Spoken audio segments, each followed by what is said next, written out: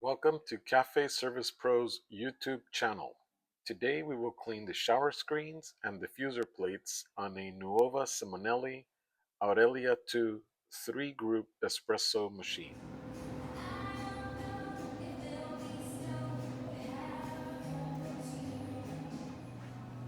Some of the items we will need are this brush, screwdriver, cafeza or your favorite espresso machine cleaning powder, a bowl with hot water, and a towel.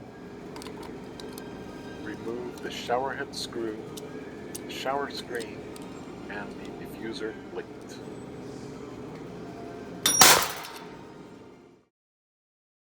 Place the shower head screw, the shower screen, diffuser plate into the hot water and mix with 1 scoop of cafeza.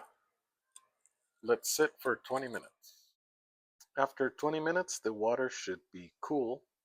Remove the items and finish cleaning with the brush. Reinstall the parts to the group head.